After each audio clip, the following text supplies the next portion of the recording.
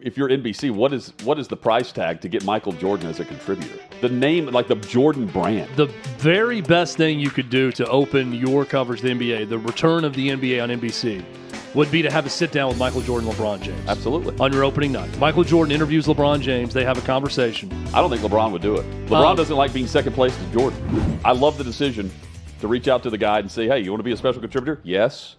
And thank goodness he's willing to do it, because other than what we've seen from The Last Dance, I mean, we haven't seen very much of MJ.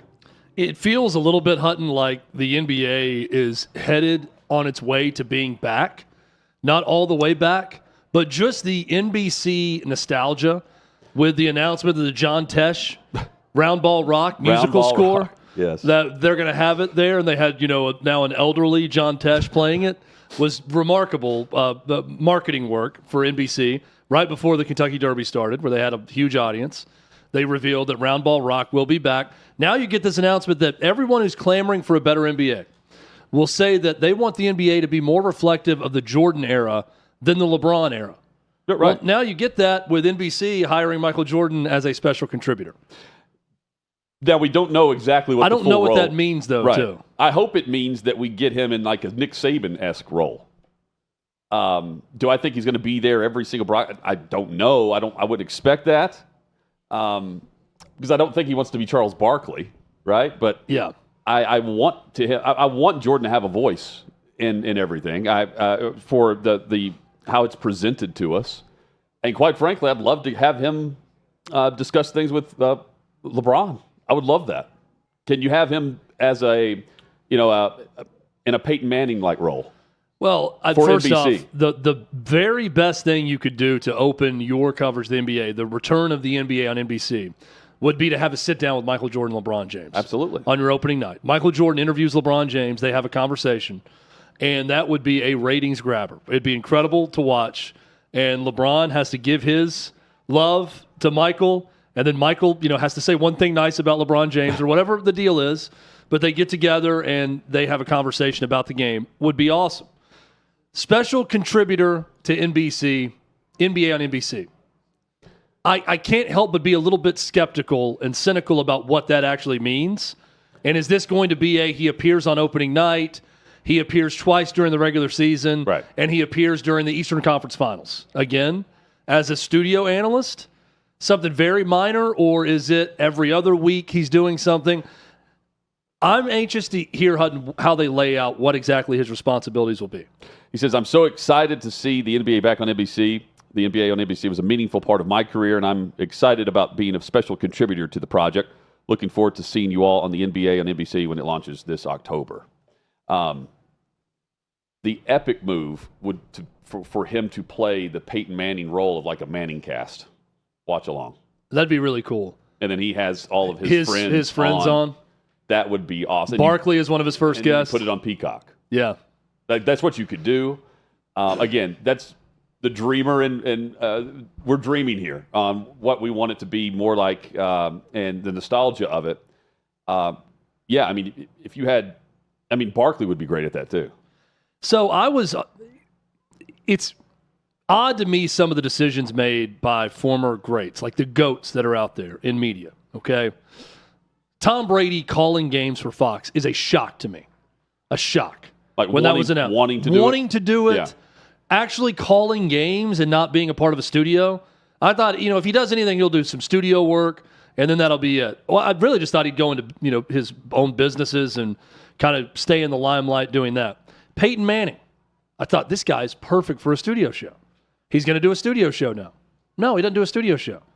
Instead, he's doing his own thing with Manning Cast, Omaha Productions, his own documentaries, everything else. Michael Jordan waiting this long to get into media and now going back with NBC and doing anything is a bit of a shock to me. Like anything in media, he is such a recluse when it comes to that. The Last Dance was one of our last great sporting television events during the pandemic because it was Michael Jordan on camera. Yeah.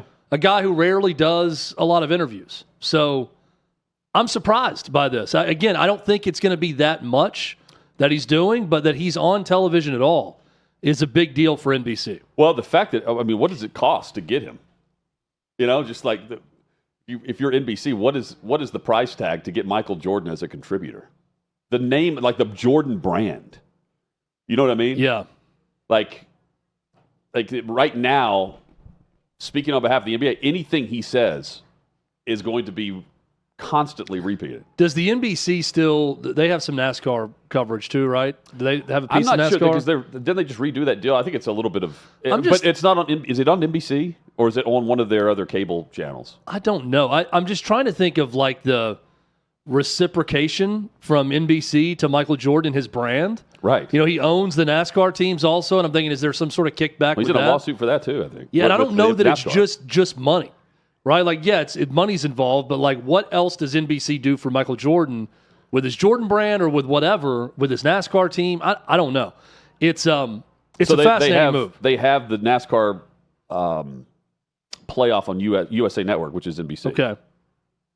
So the championship race is in 2025. So I would just love to know the details of the contract. This is about bringing back so this is NBC going all in on NBA. I mean, they did that whenever they got this package. They're part of this $77 billion TV contract that the NBA just received last year. This is what you have to do if you're going to make that investment.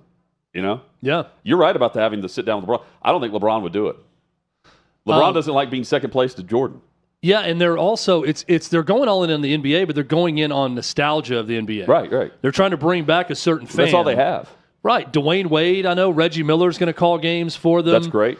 I'm trying to think of the other. Mike Tirico is going to be play-by-play, the main play-by-play for NBC. He'll do now. great. The Michael Jordan announcement is huge. This is good. Like this is a great thing for the NBA. There's no doubt about it when you see some of NBC's hires.